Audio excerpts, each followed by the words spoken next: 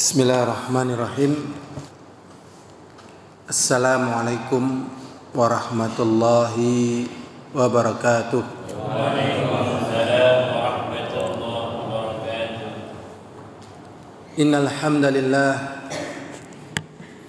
nahmaduhu wa nasta'inuhu wa nastaghfiruh wa na'udzu billahi min shururi anfusina wa min sayyiati a'malina. May yahdihillahu fala mudilla lahu wa may yudlilhu fala hadiya lahu. Asyhadu an la ilaha illallah wahdahu la syarika lahu. Asyhadu anna Muhammadan abdu rasuluh. Allahumma salli wa sallim ala Muhammadin wa ala alihi wa ashabihi wa man tabi'ahum bi ihsanin ila yaumiddin wa ba'd. Kita menyanjung Allah Subhanahu wa taala dan memujinya yang telah menjadikan kampung kemuliaan dan kampung kebahagiaan bagi manusia adalah di sorga. Dan Al-Imam Ibnu Qayyim Al-Jauziyah menjelaskan orang yang ingin masuk sorga di akhirat, maka dia harus bisa merasakan manisnya surga di dunia. Sehingga orang yang merasakan neraka di dunia adalah orang yang akan merasakan dunia neraka di akhirat. Berarti amalan-amalan calon-calon penduduk surga ini adalah amalan-amalan yang menyenangkan, menyelamatkan, mendamaikan. Dan amalan-amalan penduduk neraka adalah amalan-amalan yang menghilangkan kenikmatan, menghilangkan ketentraman. Tetapi karena di dunia ini ada hal yang menjadikan manusia itu inginnya bahagia, dapatnya celaka. Ya, ada hal-hal yang demikian itu. Yang pertama adalah hawa nafsu kita sendiri. Yang kedua adalah syaitan dari kalangan manusia. Yang ketiga adalah yang tengah-tengah ini, syaitan dari kalangan jin. Syaitan dari kalangan jin. Nah, ini yang biasa ya,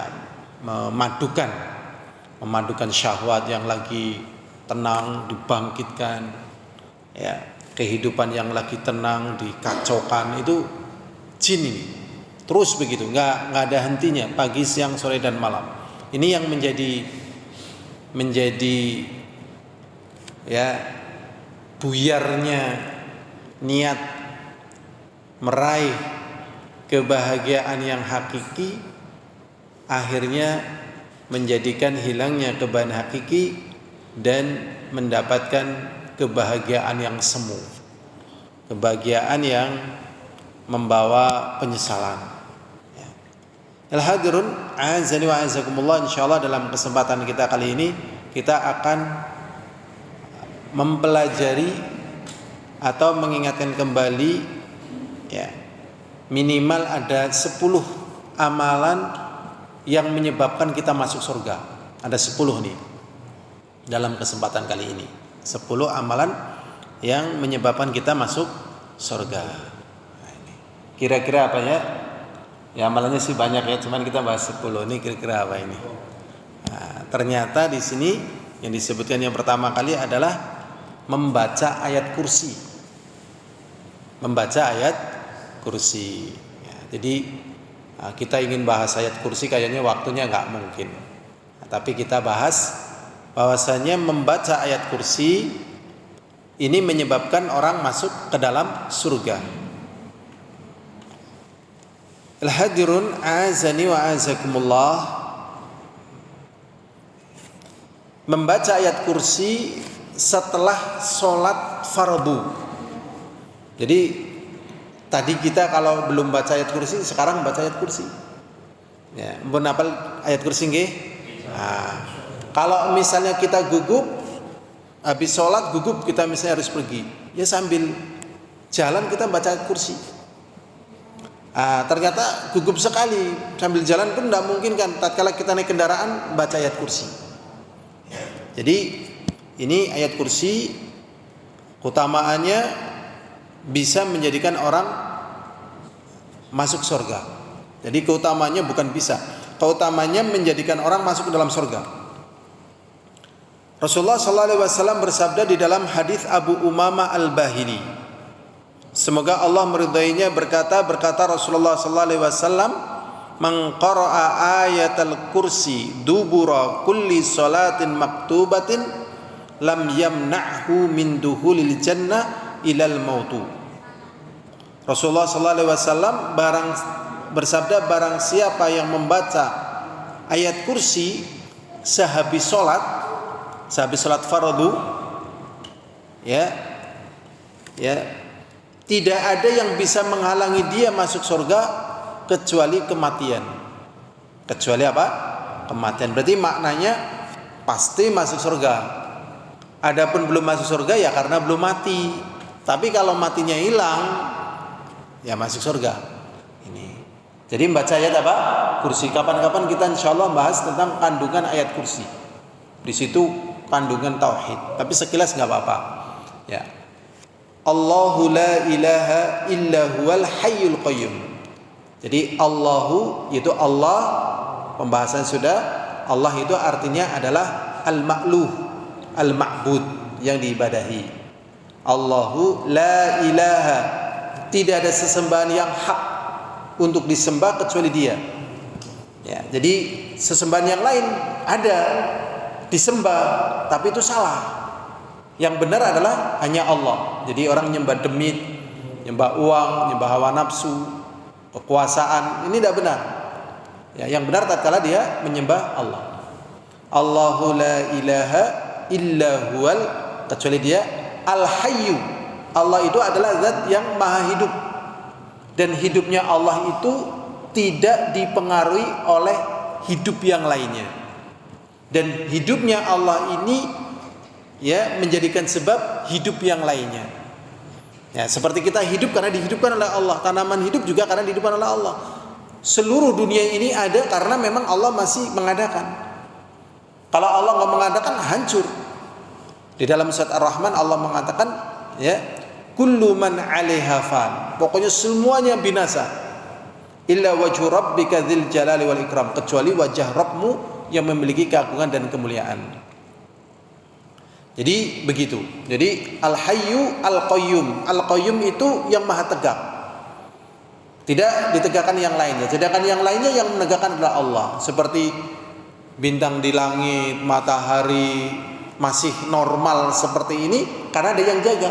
Kalau nggak ada yang jaga, berbenturan. Ya, matahari mungkin ngadat, matahari ngiwung dan seterusnya, bintang-bintang saling bertabrakan. Lah kalau bintang-bintang saling bertabrakan, kita ini nggak lebih besar daripada COVID dibandingkan bintang. Ya, COVID itu masih lebih besar dibandingkan kita. Maksudnya dibandingkan kita dengan COVID. Tapi kalau kita dibandingkan dengan bintang, kita ya, matahari gede banget itu, melebihi bumi. Padahal matahari ini salah satu bintang terdekat dengan bumi. Sedangkan bintang-bintang yang lain masih berjuta. Jadi kita itu aslinya memang, ya, kata Allah SWT, manusia itu adalah apa? Zoluman jahula, sangat zalim dan sangat bodoh gitu. Makanya tatkala dia membaca ini, dia sadar bahwasanya di sini adalah keagungan Allah. Al-Hayyu Al-Qayyum, yang zat yang maha hidup dan maha tegak. Ya, la ta'khudhuhu sinatu wala naum. Tidak Allah SWT tidak mengambil sinah. Sinah itu artinya muqaddimatun naum, ngantuk. Manusia kalau nggak ngantuk tercela. Secantik apapun, segagah apapun, sekaya apapun, tapi dia nggak bisa tidur. Sedangkan Allah nggak butuh tidur, ngantuk aja tidak. La ta'khudhuhu sinnatu wala naum. Makanya kalau orang tidur mau dikentutin nggak bakalan marah. Ya, ada orang tidur betul tidur dikentutin marah apa tidak marah? Tidak marah. Karena apa? Dia seperti mati. Jadi tidur itu akhul maut. Makanya kalau orang bangun tidur ya doa sebagaimana doa tidur. Karena banyak juga orang yang tidur nyawanya nggak dikembalikan, bablas gitu. Lah Allah nggak butuh itu, karena tidur itu kelemahan. Tidur itu apa? Kelemahan bagi Allah, tapi kesempurnaan bagi apa? Manusia. Makanya nggak bisa tidur seminggu kelimpungan. Ya, nggak. Aku seminggu rasa turu, waduh, rasanya orang genah ya. Jangankan seminggu, 1 hari loh nggak bisa tidur, atau begadang itu nggak bisa tidur. Ya Allah, ya sampai seminggu. La ta'khudhu sinatu wala naum. Lahu ma fis samawati wa ma fil ard. Dan bagi Allah apa saja yang ada di bumi dan apa saja yang ada di langit. Jadi semuanya itu milik Allah. Semuanya. Semuanya, termasuk ada yang di bumi. Berarti apa yang kita miliki sebenarnya juga milik siapa? Allah. Kecerdasan kita, kepintaran kita, harta kita. Nah, ini sering kita terbebani karena merasa apa yang Allah mudahkan kepada kita adalah milik kita. Ya, kadang Allah mengambilnya. Ya seperti kita tadinya nggak pakai kacamata coba. Nah, sekarang pakai kacamata dikurangi oleh Allah SWT kenikmatannya gitu. Ya ini memang ya sudah memang ketentuan dari Allah. Ya lahu ma fis samawati wa fil ard. Berikutnya man dzalladzi yashfa'u 'indahu illa bi'idznih. Allah SWT mengatakan tidak ada yang bisa menolong di sisinya kecuali dengan izin dari Allah. Misalnya malaikat bisa menolong, tapi kalau Allah tidak mengizini nggak bisa. Ya, Nabi bisa menolong, tapi kalau tidak mengizini nggak bisa. Makanya kalau kita minta pertolongan ya kepada Allah, minta syafaat Nabi ya kepada Allah. Allahumma inni as'aluka syafa'ata nabiyyika Muhammadin sallallahu alaihi wasallam. Ya Allah, sungguh aku mohon kepada Engkau ya Allah syafaatnya Nabi Muhammad sallallahu alaihi wasallam fi yaumil qiyamah, pada hari kiamat. Jadi mintanya kepada siapa? Allah. Karena apa? Allah mengatakan man dzalladzi yashfa'u 'indahu illa bi'idznih. Tidak ada yang bisa memberikan syafaat di sisi Allah kecuali dengan izin Allah. Lah manusia sering ya minta syafaatnya kepada Nabi. Ya minta syafaat kepada orang gitu. Pertolongan kepada orang. Minta kepada Allah. Minta kepada apa? Allah. Apa saja sudah minta kepada Allah. Dan di sini Allah memang pemiliknya. Lahu ma fis samawati ma fil ard. Man dzalladzi yashfa'u 'indahu illa bi'idznih. Ya'lamu ma baina aydihim, dan Allah mengetahui apa yang akan terjadi. Wa ma khalfahum, dan apa yang telah terjadi. Ya'lamu ma baina aydihim wa ma khalfahum wa la yuhituna bi syai'in min 'ilmihi illa bima syaa. Wa la yuhituna bi syai'in min 'ilmihi illa bima syaa. Dan tidak ada yang meliputi dari ilmu Allah kecuali dengan apa yang Allah kehendaki. Wasi'a kursiyyuhus samawati wal ard. Dan Allah SWT katakan luasnya kursinya Allah seluas langit dan bumi. Padahal kita belum bisa mengukur bagaimana luasnya langit. Luasnya bumi juga mungkin masih prediksi. Tapi langit ini siapa yang bisa mengukur? Lah luasnya kursinya Allah SWT seluas langit dan bumi. Berarti luas sekali kursinya Allah. Wasi'a kursiyyus samawati wal ard wa la ya'uduhu hifdzuhuma wa huwal aliyyul azim. Dan Allah tidak mengambil untuk menjaga keduanya, langit dan bumi, ya. Wa huwal aliyyul azim, dan dia Allah maha tinggi dan maha agung. Maka tatkala membaca ini dan kita paham tentang maknanya, ya, pokoknya udah tawakal, tenang aja. Ya, itu betul-betul naik bahasa Jawane setan ora doyan, ya, Demit orang julid. Nggak perlu pakai sajen, nggak perlu pakai jimat gitu loh. Gitu ini sudah mantap. Nah, tapi kok udah baca ini masih takut karena kandungan yang ada dalam ayat ini belum remesep. Nah, belum apa?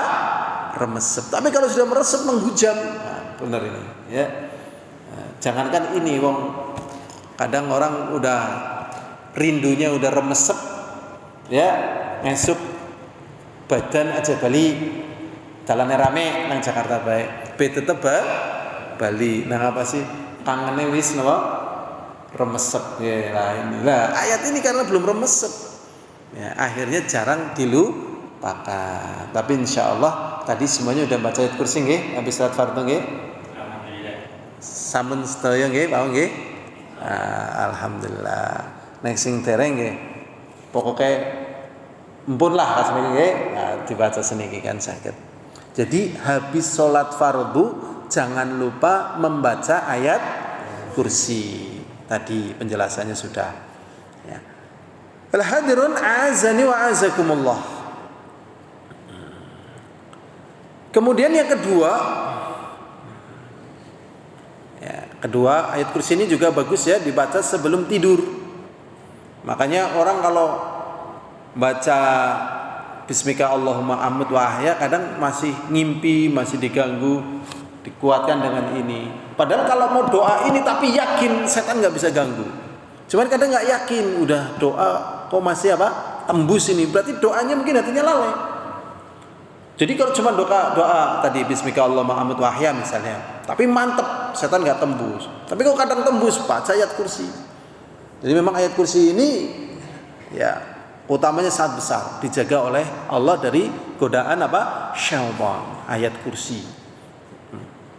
Kemudian yang kedua, amalan yang masukkan kita ke dalam surga adalah sholat 12 rakaat setiap hari dan malam. Maksudnya selama sehari semalam sholat 12 rakaat. Ya, dalam rangka taat kepada Allah gitu. Ya. Maksudnya salat 12 rakaat ini salat sunnah, bukan salat wajib 12 rakaat. Diriwayatkan dari Ummul Mukminin Ummu Habibah Ramlah bintu Abi Sufyan, semoga Allah meridai keduanya, berkata, sami'tu Rasulullah sallallahu alaihi wasallam yaqul, aku mendengarkan Rasulullah sallallahu alaihi wasallam bersabda, ma min 'abdin muslim yang mana saja yusolli lillahi ta'ala, yang dia salat untuk Allah Ta'ala, kulla yaumin, setiap harinya, thintai asyrata rakaatan, 12 rakaat. Ya, 12 rakaatnya salat sunat rawatib niku. Kan dihitung niku wonten 12 rakaat. Cuman ada keutamaan salat yang jarang orang tahu. Nah, ini termasuk namanya itu sunnah mahjurah. Sunnah mahjurah itu artinya amalan sunnah yang ditinggalkan. Ya, amalan sunnah, amalan yang dituntunkan Rasulullah ditinggalkan. Istilahnya apa tadi? Sunnah mahjurah, yaitu sholat 4 rakaat setelah sholat isya. Hadisnya sahih, 4 rakaat setelah sholat isya. Ini keutamaannya seperti sholat di malam qadar. Alhamdulillah saya beberapa kali berusaha mengamalkan setelah tahu hadis ini. Habis sholat isya, habis sholat isya kayak gitu nanti sholat 4 rakaat. Nah ini juga masuknya nanti dalam sholat rawatib ini. Jadi setiap hari 12 rakaat. Tatawwu'an khairal fardhah, sunnat dan bukan fardu. Apa yang dikatakan Rasulullah sallallahu alaihi wasallam, illa banallahu lahu baitan fil jannah, kecuali Allah bangunkan rumah dia di surga. Jadi orang itu sering sekali berpikir bagaimana rumahnya itu bagus, ya. Tapi terkadang lupa membaguskan rumahnya besok di akhirat. Ya, terkadang lupa membaguskan rumahnya apa? Di akhirat, ya. Jangan lupa ya, seperti TKI, TKW itu rumahnya bagus-bagus. Nah, bangun rumah gitu, padahal di sini ada pengurangan umur ya. Misalnya kerja di Amerika 10 tahun. terus jadi rumah. Tapi kan dia umurnya juga berkurang 10 tahun itu. Nah, jadi jangan sampai kita membangun istana di dunia tetapi lupa membangun rumah kita di akhirat. Lebih berat mana membangun istana di akhirat dengan istana di dunia? Berat mana sebenarnya?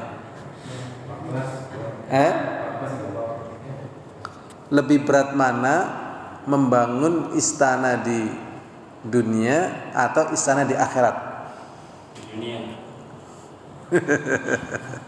Sebenarnya sih lebih sulit membangun istana di dunia sebenarnya loh. Tapi prakteknya lebih sulit di akhirat ya kan? Masya Allah. Kenapa? Syahwat tadi. Makanya kalau kita tahu seperti ini, mesti orang berpikir ilmu manajemen. Nah, mesti berpikir ilmu apa? Manajemen. Karena ya kayak gitu. Manusia punya keinginan, sementara akhirat juga butuh perhatian. Nah, akhirnya berpikir bagaimana keinginannya teraih, tapi akhiratnya teraih. Akhirnya pakai ilmu apa? Manajemen. Mesti itu manajemen. Makanya ya para sahabat itu menunjukkan kepiawaian mereka dari sisi amalan, ya kita nggak bisa mengalahkan. Dari sisi akhirat, ya kita juga nggak bisa mengalahkan. Maksudnya dari sisi amalan, sodakohnya kayak apa? Abu Bakar, Umar, Utsman, Ali, apalagi Rasulullah. Dari sisi akhiratnya kayak apa? Dari sisi ilmunya kayak apa? Jadi waktu mereka itu efektif dan efisien. Nah, akhirnya pakai ilmu apa tadi? Manajemen. Jadi nggak mungkin orang pingin mulia nggak punya ilmu, nggak mungkin, abadan itu artinya selamanya, forever ya, semuanya. Nah, selamanya nggak mungkin. Makanya orang belajar itu mesti jadi pintar, mesti, karena nggak mungkin orang pingin akhirat ya kemudian jadi sengsara dunia, itu nggak mungkin. Orang pingin akhirat jadi sengsara, jadi mulia dunia. Orang pingin akhirat jadi mulia apa? Dunia. Ya kan? Rasulullah setelah jadi nabi dan rasul, dunianya lebih tinggi. Memang sempat jatuh sebentar, tapi setelah itu tinggi. Abu Jahal ingin dunia, memang kayaknya mau menang sebentar, tapi sekarang nyungsepnya ke dalam sekali, nggak bisa ditulung sudah. Firaun juga nyungsepnya ke dalam, nggak bisa ditulung sudah. Ya, makanya benar kata Ibnu Qayyim al-Jauziyah, kalau pengen surga di akhirat, caranya bagaimana? Kalau pengen surga di akhirat, caranya gimana? Harus mau menikmati surga di dunia. Harus mau tuh. Kalau nggak mau menikmati surga di dunia, ya jangan membayangkan surga di akhirat. Kalau pengen masuk surga, kalau pengen masuk neraka akhirat yang geninya itu satu ini, kalau dijatuhkan di bumi, buminya langsung hancur. Jadi seluruh api dan seluruh panas yang ada di dunia ini berasal dari api neraka yang segini nih, tapi dicuci. Nah, kalau dia ingin merasakan panasnya api neraka di akhirat, ya dia harus menikmati juga ya panasnya api di dunia. Gitu. Masya Allah, ngeri ya, ngeri loh. Jadi dunia itu, aduh ya Allah, siapa yang bisa nolong coba? Nek wis kedaden, gitu ya, nek wis kedaden, nggak ada yang bisa nolong, dia sendiri jalani berat, gitu ya Allah. Kita lanjutkan lagi, hadir azani wa azakumullah. 12 rakaat ya, selain salat fardu. Berikutnya dari amalan-amalan yang menyebabkan masuk surga, akhlak yang bagus. Jadi kalau orang pengen masuk surga kok akhlaknya jelek, itu nggak mungkin.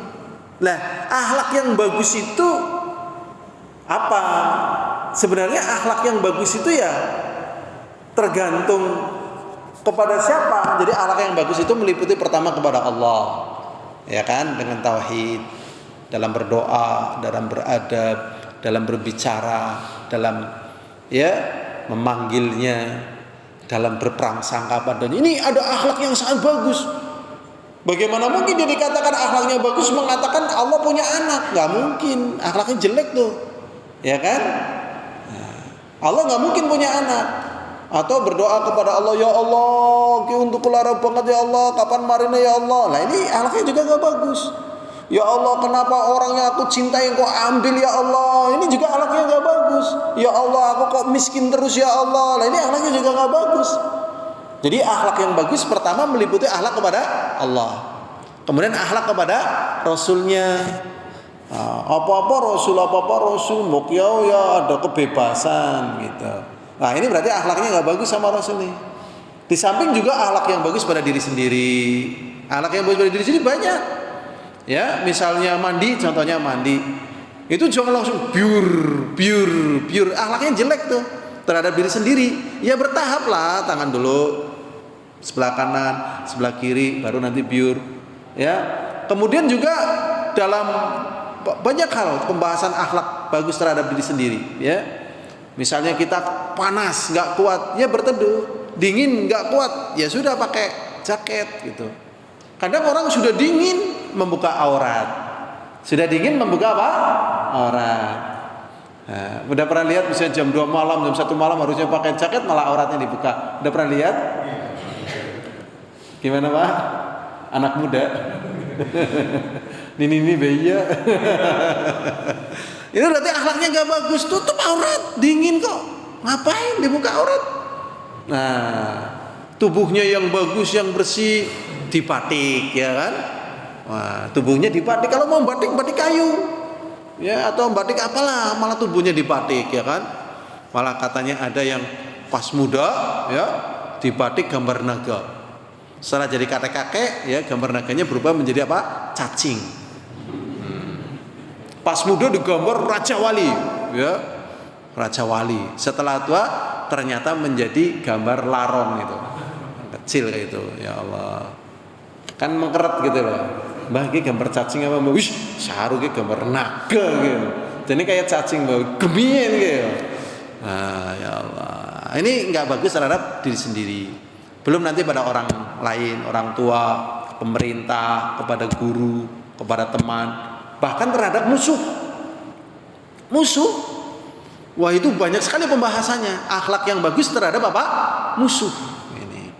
Nah, ini pada babnya masing-masing lah. Makanya ada istilah gini, zaman dulu nih katanya nih. Menang tanpa wadya bolo. Kalah tanpa ngasorake. Berarti kalau memang kalah ya kalahnya kalah berwibawa. Ya saya kalah. Sudah saya akui kamu menang. Nah, terus apa? Menang tanpa wadya bolo. Kalau dia memang menang, kan kadang orang menang tapi gerudugan. Gerudugan ini kadang menjadikan orang itu hatinya sesak. Makanya paling bagus untuk mengalahkan orang itu sebenarnya bukan dengan fisik, dengan negosiasi. Kalau fisik nggak jadi, fisik tetap nggak jadi gitu. Fisik, ya, perang Ukraina sama Rusia, mesti cara penyelesaiannya negosiasi. Kalau nggak dengan negosiasi ya, lah aku senjatanya si piro ya aku bewani ya breng terus gitu. Perang dunia itu berhenti juga dengan negosiasi. Nek orang negosiasi pewani apa ya wani nyong lanang ke lanang arep wah gitu. Ya Allah ya Rabbi. Makanya budaya carok benate mireng carok ya Pak. Nah, carok itu makanya salam orang Madura itu namanya setong dereh. Setong dereh itu artinya satu darah. Jadi kalau nggak berani carok jangan bertikai. Jadi cara penyelesaian masalah itu dengan carok. Ngeri itu jahiliyah itu. Jangan. Dan asalnya memang carok itu bukan dari orang Madura. Itu katanya dari kisahnya orang Madura yang tahu itu dari penjajah. Jadi penjajah memunculkan begitu, akhirnya kemudian menjadi semacam solusi tatkala mereka menghadapi masalah dengan carok. Ya kan, naudzubillah min dzalik. Jadi bukan dengan kekerasan, tetap dengan apa? Negosiasi. Makanya kalau dalam Islam berperang pun dengan akhlak. Ya, berperang pun dengan apa? Akhlak. Ya. Misalnya apa? Perempuan, anak-anak itu nggak boleh dibunuh. Kemudian orang yang mau dibunuh kayak gini dalam suasana perang mau dibunuh gini, ya, atau mau ditembak kayak gini misalnya. Kemudian dia baca syahadat, dia nggak boleh ditembak. Dan ini nggak ada. Ya, coba cari di dunia ini Cari di dunia ini lagi perang berkecamuk, ya. Kemudian orang yang biasa membunuh, tatkala mau dibunuh ternyata mengucapkan apa? Syahadah. Mesti dibunuh. Tapi dalam Islam nggak boleh. Dulu ada seorang sahabat namanya Usamah bin Harithah. Beliau ini tahu ini ada orang musyrikin yang biasa membunuh kaum muslimin. Biasa membunuh kaum muslimin. Pas ketemu perang. Pas ketemu apa? Perang. Namanya perang ya, yang udah pernah tahu pelajaran ilmu perang, nek orang mati ini ya dipateni ya kan gitu. Kan perang kan kayak gitu. Hidup atau mati kayak gitu, ya kan? Lah, ini tatkala mau dibunuh ternyata mengucapkan 2 kalimat syahadah. Asyhadu alla ilaha illallah wa asyhadu anna Muhammadar Rasulullah. Ya karena suasana perang kayak gitu, paling kamu bohong, dibunuh. Des. Begitu. Mati. Padahal ini yang dibunuh ini biasa membunuh. Akhirnya berita ini disampaikan kepada Rasulullah SAW. Bahasama Usama bin Zaid bin Harithah telah membunuh orang yang mengucapkan kalimat ilallah. Dilaporkan kepada Rasulullah, dipanggil ini, ya, dimarahi oleh Rasulullah SAW. Aqatalta man qala la ilallah? Diam, nggak bisa jawab. Aqatalta man qala la ilallah? Diam lagi sampai 3 kali. Apakah kamu membunuh orang yang mengucapkan kalimat la ilallah? Ya nggak bisa jawab ini. Ya, kemudian akhirnya jawab karena terdesak harus jawab. Ya, kemudian dia mengatakan innahu mu'adzan li ya Rasulullah. Sesungguhnya dia itu tatkala mau saya bunuh mengucapkan syahadah asyhadu alla ilaha illallah wa asyhadu anna Muhammadar Rasulullah itu karena dia itu hanya strategi biar saya nggak bunuh gitu loh. Lah Rasulullah marah lagi. Asyaqqaqta qalbahu? Apakah kamu sudah belah hatinya sehingga kamu tahu dia tatkala mengucapkan kalimat la ilaha illallah itu karena ingin melindungi diri dari pembunuhan yang kamu lakukan? Apa kamu sudah belah hatinya? Ya Allah ya Rabbi, domainang Rasulullah sallallahu alaihi wasallam. Makanya saya nanya, adakah ya adab-adab perang di dunia ini yang seperti itu tadi, ada enggak? Saya yakin 100% atau 1.000.000% enggak ada. Suasana perang mesti dibunuh.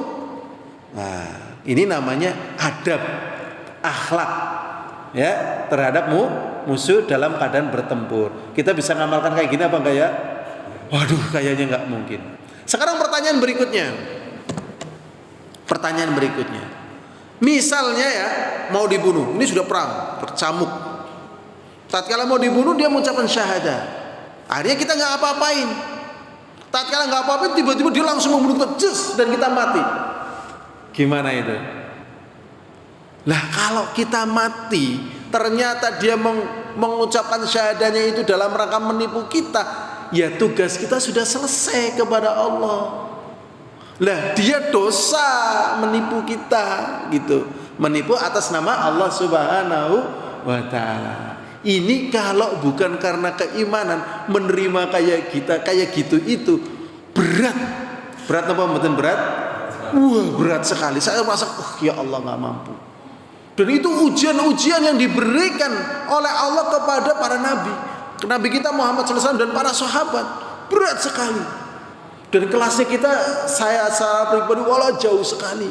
Coba nih, ada seorang sahabat namanya Abu Sufyan radhiyallahu taala anhu. Dia sudah biasa nyerang kaum muslimin, perang sama kaum muslimin, mengganggu kaum muslimin. Entah wallah alam berapa kaum muslimin terbunuh sama dia.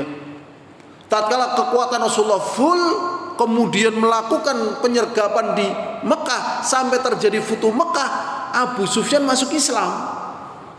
Masya Allah. Akhirnya kadang orang masih benci sama Abu Sufyan.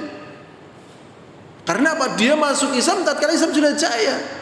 Tetapi para ulama, para sahabat membela, enggak, Abu Sufyan ini masuk Islam ya karena Allah. Dalilnya mana? Buktinya mana? Abu Sufyan sekian kali membela Rasulullah SAW tatkala Rasulullah sedang dipanah oleh musyrikin, Abu Sufyan pasang badan kayak gini. Nah, akhirnya kena gitu loh. Jadi kadang manusia itu kalau sudah sakit, nah ini makanya ya Allah ya Rabbi, semoga kita bisa ya ada maaf bagimu ya. Semoga bisa Pak ada maaf bagimu ya. Yang sering kan tidak ada maaf bagimu ya. Hati ini sudah terlalu sakit, sudah tidak mampu, sudah tertutup, tidak ada maaf bagimu. Bibir ini pun sudah terkunci, tidak ada senyum bagimu. Ya kan? Ya Allah ya Rabbi. Sulit apa betul sulit ini? Sulit banget ini, masya Allah. Makanya akhlak yang baik jalan menuju surga, masya Allah. Jadi akhlak yang baik itu bukan hanya sekedar apa ya, tata krama, itu bukan. Ya, bahkan lebih luas daripada itu. Makanya Rasulullah SAW mengatakan, ya, di dalam hadis Abu Darda, ya, Rasulullah mengatakan, "Ma min syai'in athqalu fi mizanil mu'mini yaumal qiyamah." Tidak ada sesuatu yang lebih berat di timbangannya kaum mukminin pada hari kiamat min husni khuluqi, dari akhlak yang bagus. Dari akhlak yang bagus. Jadi akhlak yang bagus itu tadi, kalau sama anak kecil ya berusahalah kayak bocah cilik gitu loh. Kalau sama orang sedang, kalau sama orang tua, jadi kita ngetut gitu. Karena kalau kita jadi orang tua, bersikap kita kepada kecil kayak orang tua, anak kecil nggak nyambung. Nyambungnya kan ya kayak anak kecil. Coba bayangkan anak kecil hujan di atas paving kayak gitu. Ada ikannya apa tidak? Tidak ada. Tapi kadang anak kecil ada air aja mancing gitu. Masya Allah. Ya udah kita hormati dia mancing. Oh ya mancing liwak. Padahal uli sandal diciret. Oh iwaknya gede banget ya. Padahal ya sandal pada anak kecil. Ada kesepuan juga demikian ini. Jadi akhlak yang baik min husni khuluqin. Wa innallaha yubghidul fahishal badhi, dan sesungguhnya Allah membenci ya fahishal badhi, ucapan yang mesum dan kasar. Ini dilatih sekali, jangan suka mengucap mesum dan kasar. Memang obat yang paling manjur untuk anak-anak supaya tidak mengucapkan yang mesum dan kasar itu apa kira-kira nih? Lombok. Pakai apa? Lombok, cabe. Jadi kalau ngomongnya saru langsung oser-oserin aja, oser. Pakai cabe, ya kan? Kadang kan yang udah biasa kasar loh, itu ngomongnya ya kayak gitu kasar gitu kan.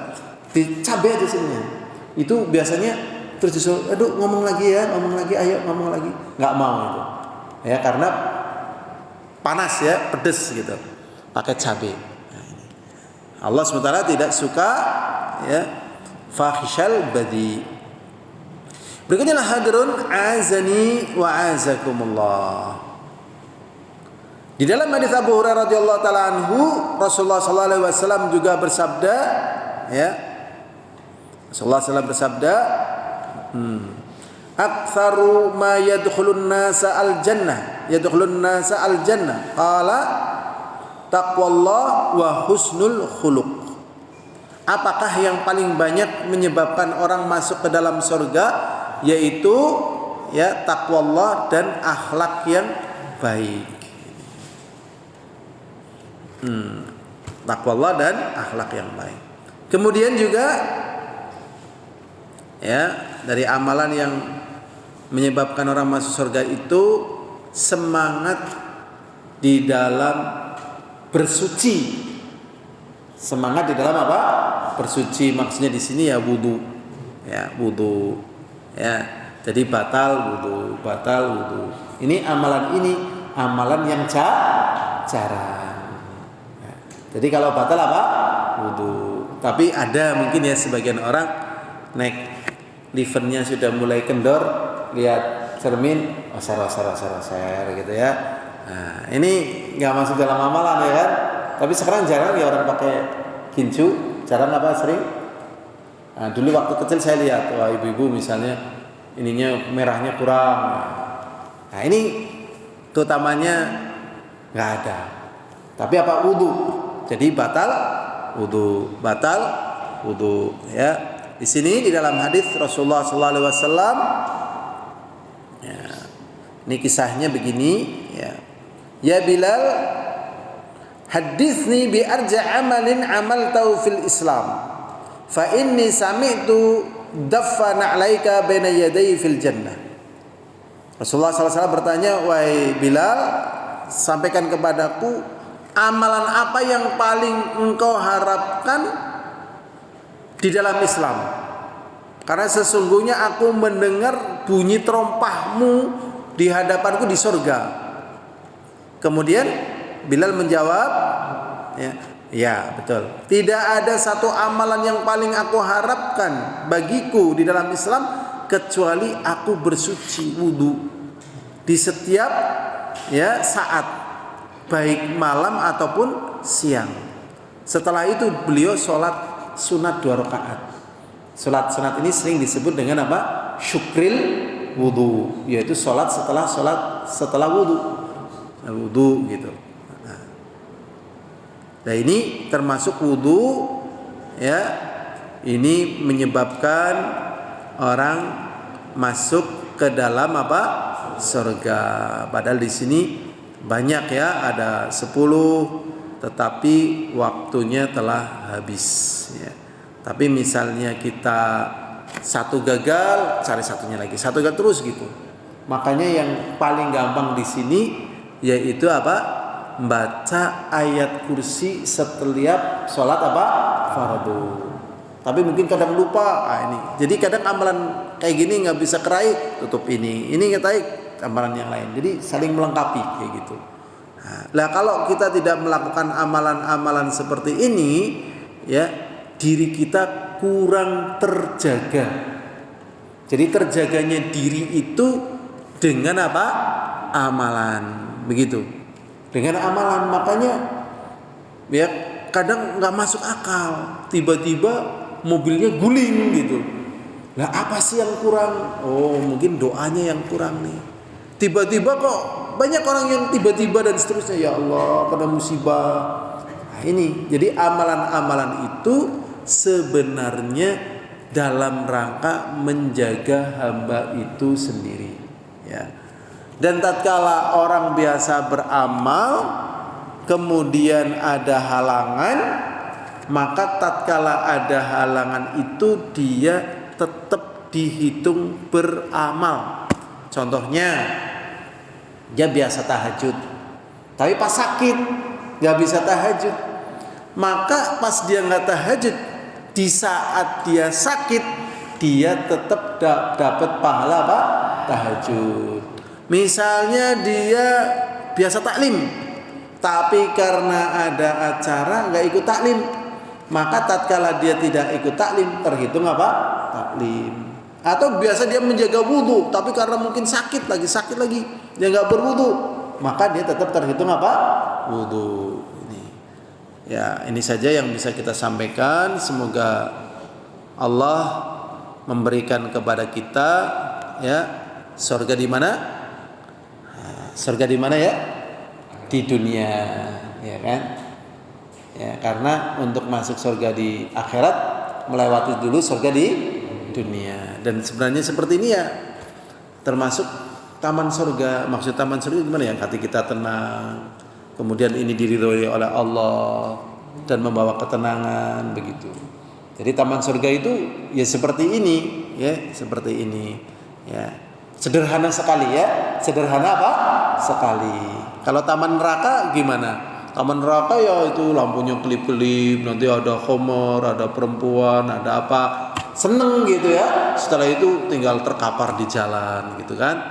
Nah ini namanya taman apa? Neraka. Masuknya aja bayar ya, masuknya bayar. Dingin-dingin yang harusnya pakai jaket malah auratnya dibuka gitu. Ini namanya taman apa?